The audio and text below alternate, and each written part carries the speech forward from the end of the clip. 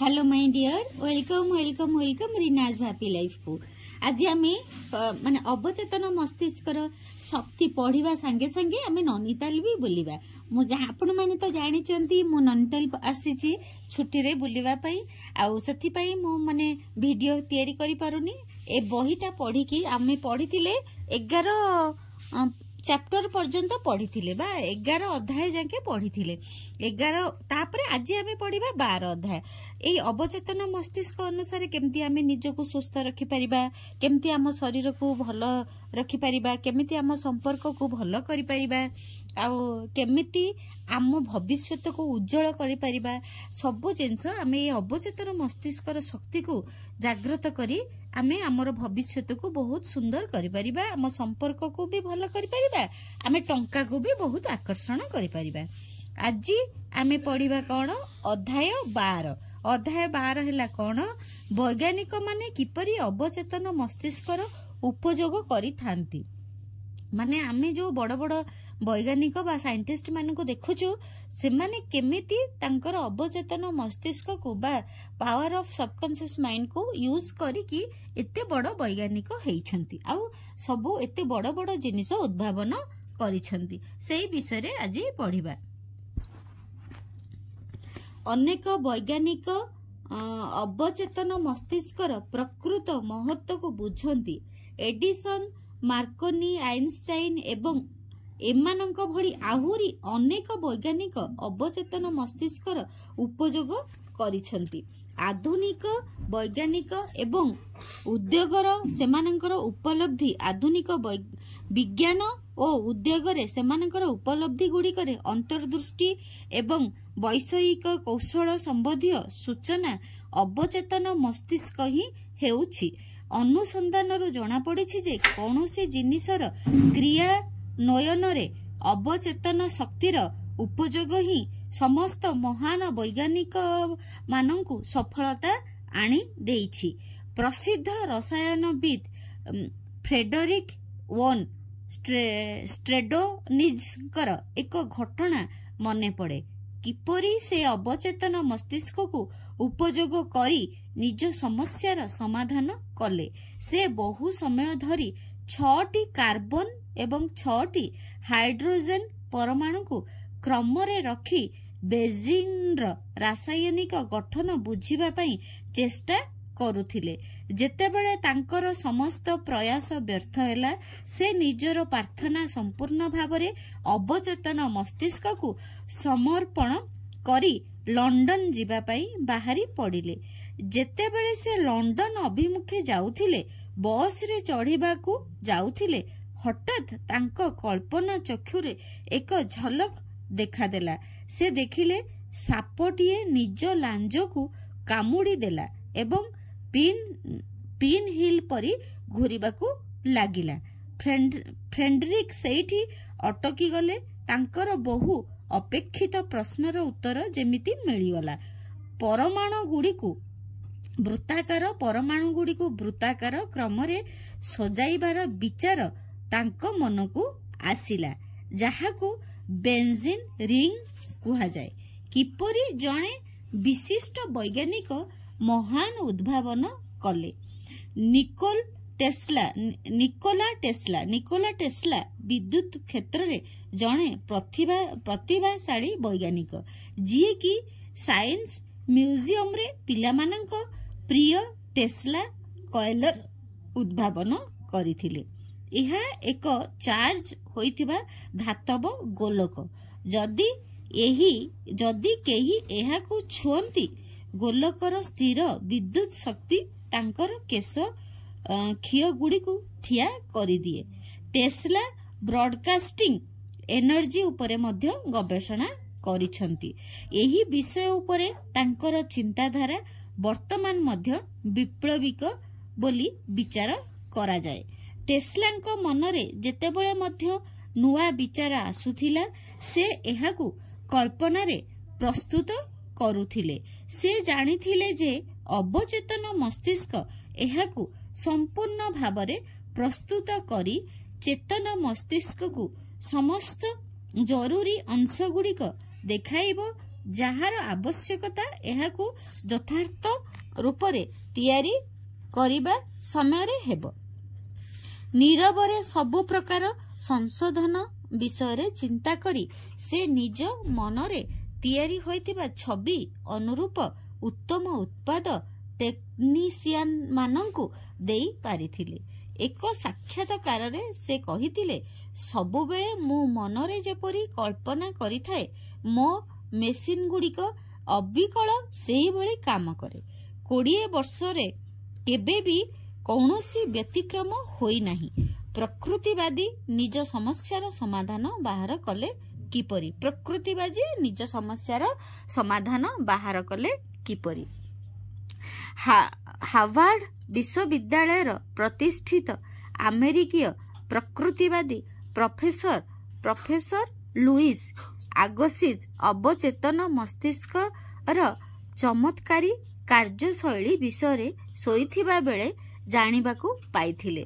ତାଙ୍କ ଦେହାନ୍ତ ପରେ ଆଗସିଜ୍ଙ୍କ ପତ୍ନୀ ଲେଖିଥିବା ତାଙ୍କର ଜୀବନୀରେ ଏହା ପ୍ରକାଶ କରିଥିଲେ।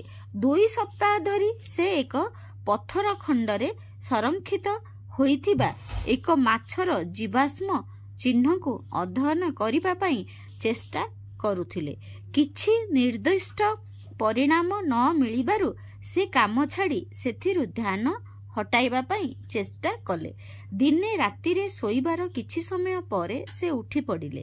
ତାଙ୍କୁ ଲାଗିଲା ସେ ସେହି ମାଛକୁ ସମସ୍ତ ଅଙ୍ଗ ସହ ସମ୍ପୂର୍ଣ୍ଣ ଭାବରେ ଦେଖିଲେ, କିନ୍ତୁ ଯେତେବେଳେ ସେ ମନେ ପକାଇବା ପାଇଁ ଚେଷ୍ଟା କଲେ ତାଙ୍କର ମନେ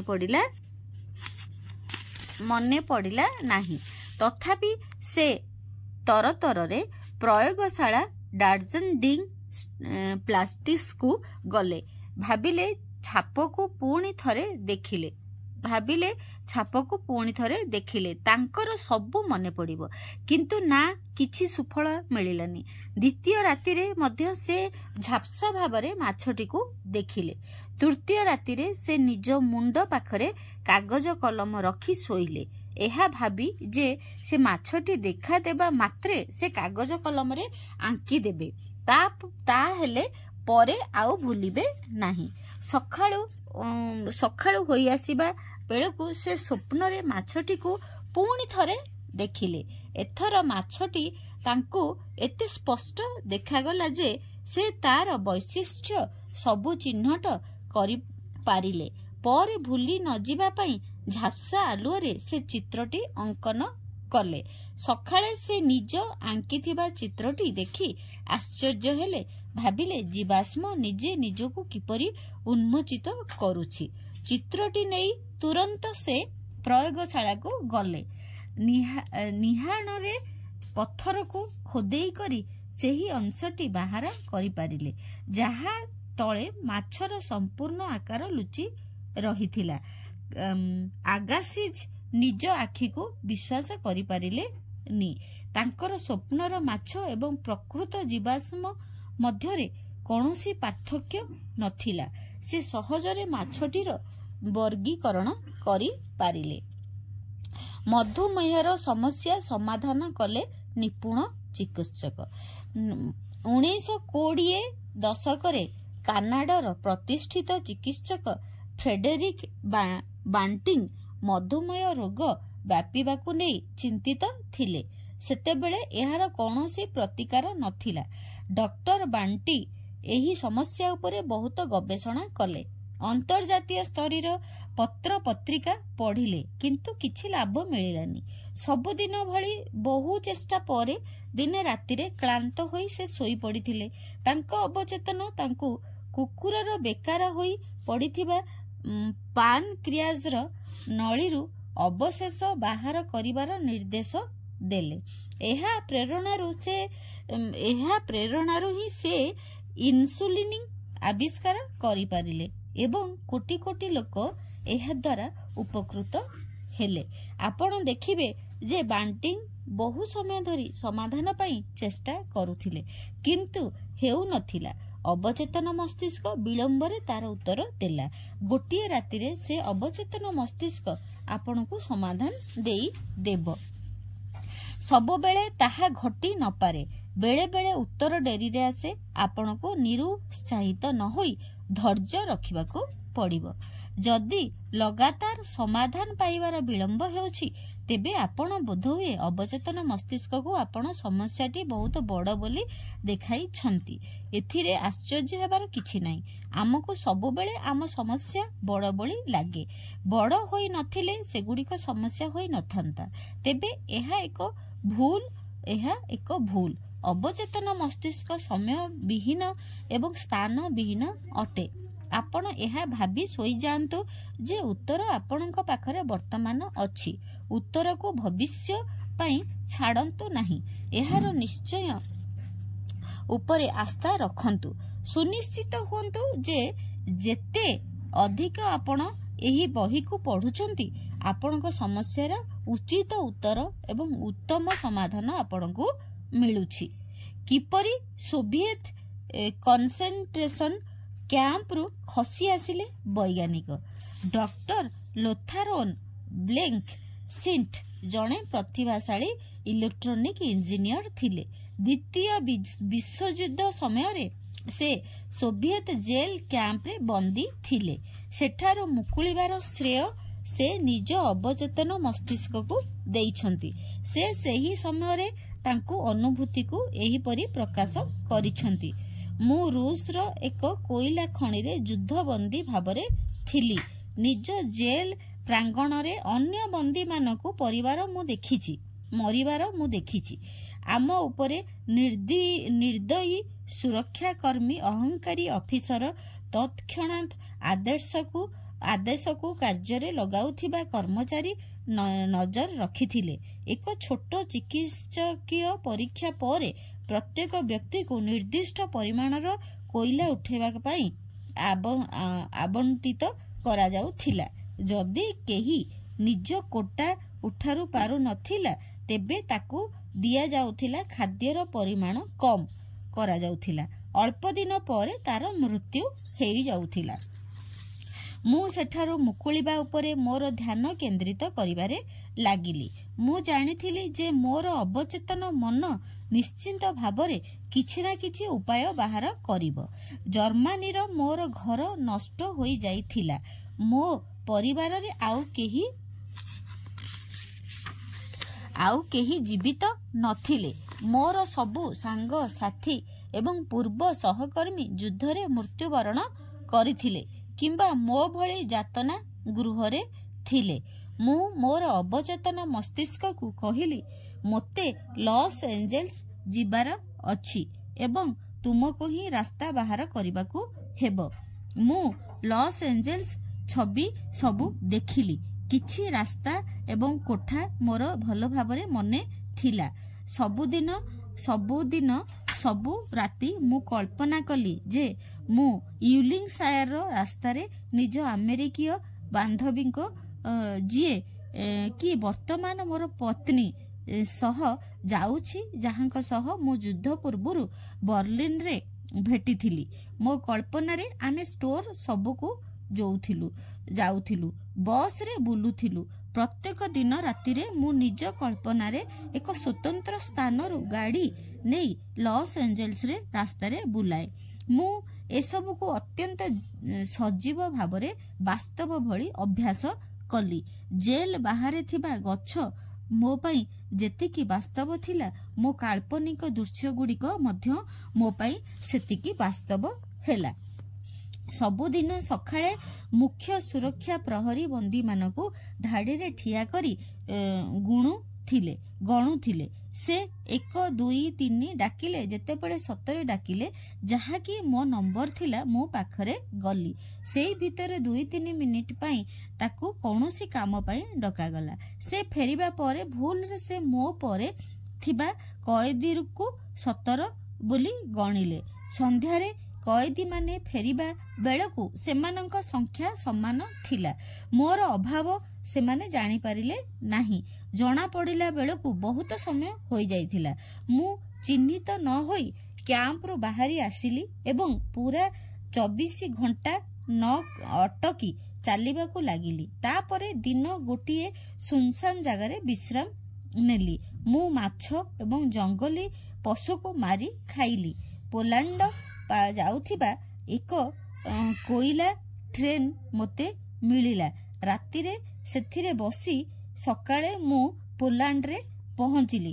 ତାପରେ ନିଜ ସାଙ୍ଗମାନଙ୍କ ସହାୟତାରେ ସୁଇଜରଲ୍ୟାଣ୍ଡର ଲ୍ୟୁସରିନ୍ରେ ପହଞ୍ଚିଲି। ଦିନେ ସନ୍ଧ୍ୟାରେ ଲ୍ୟୁସରିନ୍ ପ୍ୟାଲେସ୍ ହୋଟେଲରେ ମୋର ଏକ ଆମେରିକୀୟ ଦମ୍ପତି ସହ ସାକ୍ଷାତ ହେଲା। ସେ ମୋତେ ପଚାରିଲେ କାଲିଫର୍ଣ୍ଣିଆର ସାନ୍ତା ମୋନିକାରେ ଥିବା ତାଙ୍କ ଘରେ ମୁଁ ଅତିଥି ହେବା ପସନ୍ଦ କରିବି କି? ମୁଁ ହଁ ଭରିଲି। ତାପରେ ସେମାନଙ୍କ ସହ ମୁଁ ଯେତେବେଳେ କାଲିଫର୍ଣ୍ଣିଆରେ ପହଞ୍ଚିଲି ତାଙ୍କ ଚପର ୱିଲସାୟାର ଦେଇଗଲା। ମୋତେ ଲାଗିଲା ଯେପରି ମୁଁ ସେହି ସ୍ଥାନକୁ ଆଗରୁ ଆସି ସାରିଛି। ମୋ କଳ୍ପନାରେ ମୁଁ ୱିଲସାୟାରରୁ ଯେମିତି ଦେଖିଥିଲି ତାହା ସେହିପରି ହିଁ ଥିଲା। ମୋ ଲକ୍ଷ୍ୟସ୍ଥଳରେ ମୁଁ ପହଞ୍ଚି ସାରିଥିଲି। ଅବଚେତନ ମସ୍ତିଷ୍କର ଚମତ୍କାରୀ ଶକ୍ତି ଦେଖି ଆଶ୍ଚର୍ଯ୍ୟ ହେବା ମୁଁ ବନ୍ଦ କରିପାରିବି ନାହିଁ। ପ୍ରକୃତରେ ତା ପାଖରେ ଏଭଳି ଉପାୟ ସବୁ ଥାଏ ଯାହା ବିଷୟରେ ଆମେ କେବେ ଜାଣି ନଥାଉ। ଏଠି ଆମେ ଅବଚେତନ ମସ୍ତିଷ୍କକୁ ଆମ ଭଗବାନ ବୋଲି ଭାବିବା। କାହିଁକି ନା ଆମେ ଯେତେବେଳେ ଭଗବାନଙ୍କୁ କାଳ୍ପନିକରେ ଦେଖୁ ଯେ ଭଗବାନ ମୋର ଏଇଆ ଜିନିଷ ହେଇଯାଇଛି, ତାହା ହିଁ କିଛି ଦିନ ପରେ ଭଗବାନ ଆମକୁ ଆଣିକି ଦିଅନ୍ତି। କିପରି ପୁରାତନ ଶାସ୍ତ୍ରୀ ଏବଂ ଜୀବାଶ୍ମ ବିଜ୍ଞାନୀ ପ୍ରାଚୀନ ଦୃଶ୍ୟଗୁଡ଼ିକୁ ପୁଣି ଥରେ ପ୍ରସ୍ତୁତ କରନ୍ତି। ବୈଜ୍ଞାନିକମାନେ ଜାଣନ୍ତି ଯେ ଅତୀତର ଘଟଣାବଳୀଗୁଡ଼ିକ ଅବଚେତନ ମସ୍ତିଷ୍କ ମନେ ରଖେ। ଯେତେବେଳେ ସେମାନେ ପ୍ରାଚୀନ ଧ୍ୱଂସାବଶେଷ ଏବଂ ଜୀବାଶ୍ମର ଅଧ୍ୟୟନ କରନ୍ତି, ସେତେବେଳେ କଳ୍ପନା ଶକ୍ତି ଦ୍ୱାରା ସେମାନଙ୍କ ଅବଚେତନ ମସ୍ତିଷ୍କ ସେମାନଙ୍କ ପ୍ରାଚୀନ ଦୃଶ୍ୟଗୁଡ଼ିକୁ ପୁନର୍ନିର୍ମାଣ କରିବାର ସହାୟତା କରେ। ପୁଣି ଥରେ ମୃତ ଅତୀତ ଜୀବନ୍ତ ଏବଂ ଶୁଣିବା ଯୋଗ୍ୟ ହୋଇଯାଏ। ପ୍ରାଚୀନ ମନ୍ଦିର ଏବଂ ମାଟିର ବାସନକୁସନ, ମୂର୍ତ୍ତି, ଅସ୍ତ୍ରଶସ୍ତ୍ର ଏବଂ ଏହି ପ୍ରାଚୀନ କାଳର ଘରର ବାସନକୁ ଦେଖି ବୈଜ୍ଞାନିକମାନେ ତାର ବୟସ କହିଥାନ୍ତି। ଯେତେବେଳେ କି ସେହି ସମୟରେ କୌଣସି ଭାଷା ନଥିଲା, କଥାବାର୍ତ୍ତା ଇଙ୍ଗିତ ମାଧ୍ୟମରେ ହେଉଥିଲା। ବୈଜ୍ଞାନିକମାନଙ୍କର ଶୃଙ୍ଖଳିତ ଅନୁଶାସିତ ଚିନ୍ତାଧାରା ଏବଂ ଏକାଗ୍ରତା ସେମାନଙ୍କ ଅବଚେତନ ମସ୍ତିଷ୍କରେ ଲୁଚି ରହିଥିବା ଶକ୍ତିଗୁଡ଼ିକୁ ଜାଗ୍ରତ କରିଥାଏ, ଯାହାଦ୍ୱାରା ସେମାନେ ପ୍ରାଚୀନ ମନ୍ଦିରର ଛାତକୁ ଆବରଣ ଦିଅନ୍ତି ଏବଂ ତାର ଚାରିପାଖରେ ବଗିଚା, ପୋଖରୀ ଏବଂ ଝରଣାର କଳ୍ପନା କରନ୍ତି। ଜୀବାଶ୍ମାର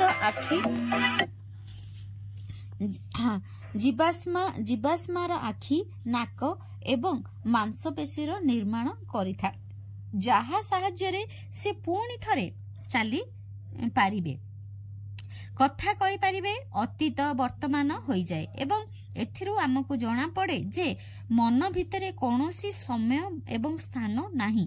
ନିଜର ଅନୁଶାସିତ, ନିୟନ୍ତ୍ରିତ ଏବଂ ନିର୍ଦ୍ଦେଶିତ କଳ୍ପନା ଦ୍ୱାରା ଆପଣ ଯେକୌଣସି ବିଜ୍ଞାନୀ ଏବଂ ପ୍ରେରିତ ବିଚାରକଙ୍କର ସାଥୀ ହୋଇପାରିବେ। ଅବଚେତନ ମସ୍ତିଷ୍କଠାରୁ ମାର୍ଗଦର୍ଶନ କିପରି ପାଇବେ? ଆପଣ ଯେତେବେଳେ କୌଣସି କାର୍ଯ୍ୟକୁ କଠିନ ନିର୍ଣ୍ଣୟର ସଂଜ୍ଞା ଦେଉଛନ୍ତି କିମ୍ବା ନିଜର କୌଣସି ସମସ୍ୟାର ନିଦାନ ଦେଖିପାରୁନାହାନ୍ତି, ତାହେଲେ ତୁରନ୍ତ ତା ବିଷୟରେ ରଚନାତ୍ମକ ଢଙ୍ଗରେ ଚିନ୍ତା କରିବା ଆରମ୍ଭ କରିଦିଅନ୍ତୁ। ଯଦି ଆପଣ ଡରୁଛନ୍ତି କିମ୍ବା ଚିନ୍ତାଗ୍ରସ୍ତ ଅଛନ୍ତି, ଏହା ଅର୍ଥ ହେଉଛି ବାସ୍ତବରେ ଆପଣ ଚିନ୍ତା କରୁନାହାନ୍ତି। ଏକ ସତ୍ ଚିନ୍ତାରେ ଡର ନଥାଏ, ତାହା ଭୟମୁକ୍ତ ହୋଇଥାଏ। ଏଠାରେ ଏକ ସରଳ କୌଶଳ ଅଛି ଯାହାଦ୍ୱାରା ଆପଣ ଯେକୌଣସି ବିଷୟରେ ମାର୍ଗଦର୍ଶନ ପାଇପାରିବେ। ନିଜ ଅବଚେତନ ମନକୁ ଶାନ୍ତ କରନ୍ତୁ ଏବଂ ଶରୀରକୁ ସ୍ଥିର କରନ୍ତୁ। ଶରୀରକୁ ଶିଥିଳ କରିବାର ଆଦେଶ ଦିଅନ୍ତୁ। ତାକୁ ଆପଣଙ୍କ ଆଦେଶ ମାନିବାକୁ ପଡ଼ିବ। ତାର କୌଣସି ନିଜସ୍ୱ ଇଚ୍ଛା, ପ୍ରେରଣା କିମ୍ବା ସ୍ୱଚେତନା ଥିବା ବୁଦ୍ଧିମତ୍ତା ନଥାଏ। ଆପଣଙ୍କ ଶରୀର ଏକ ଭାବନାତ୍ମକ ଡିସ୍କ ଅଟେ, ଯାହା ଆପଣଙ୍କ ବିଶ୍ୱାସ ଏବଂ ଚିହ୍ନଟ ରେକର୍ଡ କରିଥାଏ। ନିଜ ଧ୍ୟାନକୁ କେନ୍ଦ୍ରିତ କରନ୍ତୁ। ଚିନ୍ତାଧାରାକୁ ନିଜ ସମସ୍ୟା ଉପରେ କେନ୍ଦ୍ରିତ କରନ୍ତୁ। ଚେତନ ମସ୍ତିଷ୍କ ଦ୍ୱାରା ଏହାର ସମାଧାନ ବାହାର କରିବା ପାଇଁ ଚେଷ୍ଟା କରନ୍ତୁ। ଯଦି ସମସ୍ୟାର उत्कृष्ट उत्तर मिलता ताहले किपरि लागंता सेहीपरि अनुभव करंतु। निज मन को निश्चिंत भावरे एही मनदेशा सह खेलिबाकू दियंतु, तापरे सोई जांतु। आपण चेइथिबा समय रे जदि आपण को प्रश्नर उत्तर न मिलुछि निजर अन्य कार्य व्यस्त रुहंतु।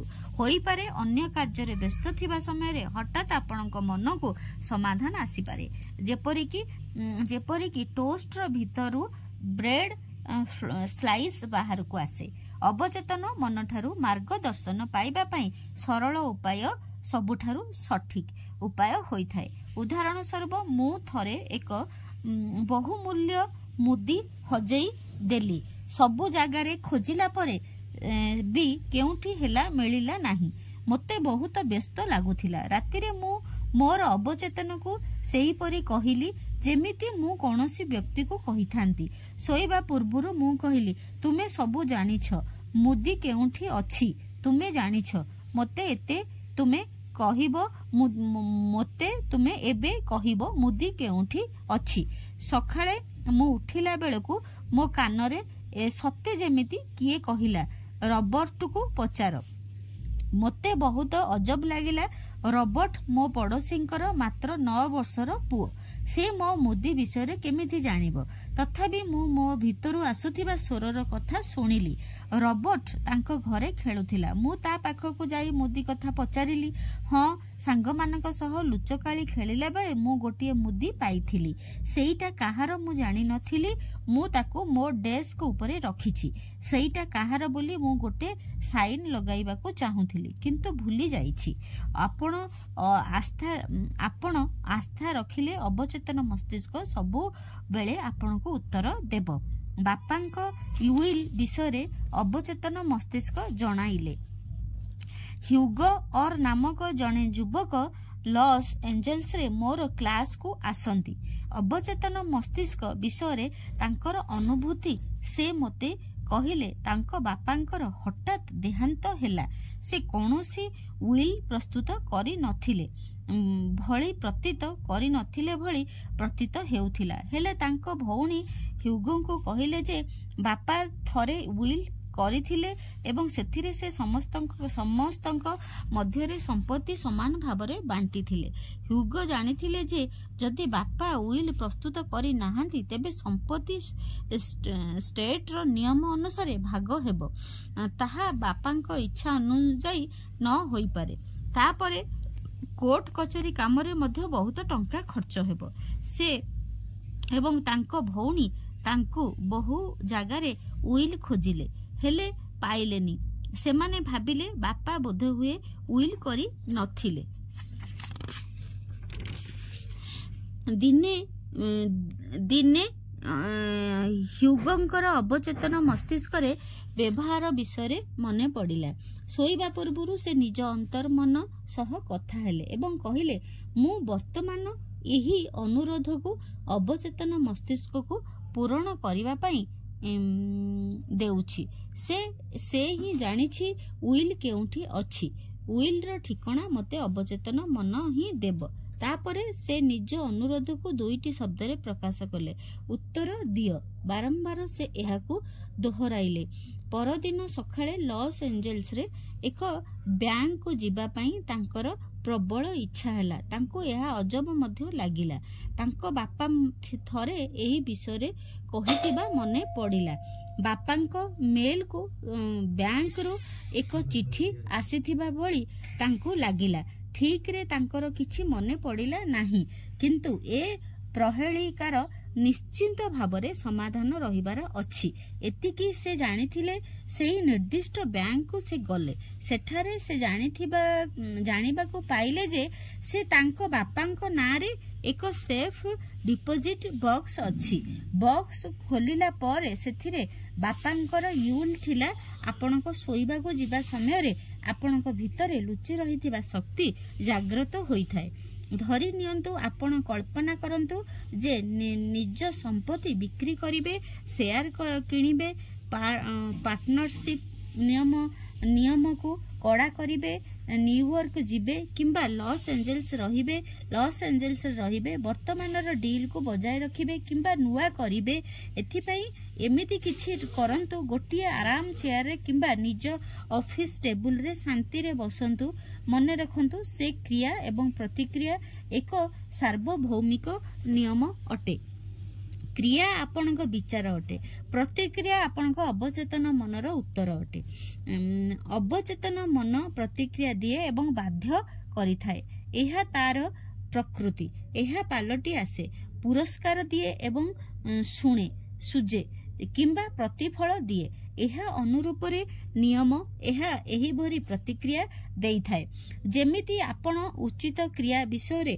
चिंता करंती तुरंत आपण निज भितरे तार प्रतिक्रियार अनुभव करंती जहाँ भी आपणक अवचेतन मस्तिष्कर मार्गदर्शन किंबा उत्तर प्रतिनिधित्व करिथाए मार्गदर्शन खोजिबा समय आपण केवल शांति रे सठिक काम विषय रे चिंता करंती तांकर तात्पर्य हेउछि आपण निज अवचेतन मस्तिष्क रे थिबा अनंत बुद्धिमतार उपयोग एहाकू पाइबा पई करंती तापरे आपणक क्रियार निर्देश एवं नियंत्रण आपणक भितरे थिबा अधीनस्थ ज्ञान द्वारा होई थाए आपणक निर्णय ठीक हेबो कारण ठीक काम करिबा पई आपणक उपरे चाप पड़ी थाए मु चाप शब्द व्यवहार करिबी कारण अवचेतन नियम चाप सृष्टि करि थाए मार्गदर्शनर रहस्य मार्गदर्शन किंबा सठिक कामर रहस्यर अर्थ हेउछि आपणको मानसिक रूप रे निजको सठिक उत्तर पाइबा पई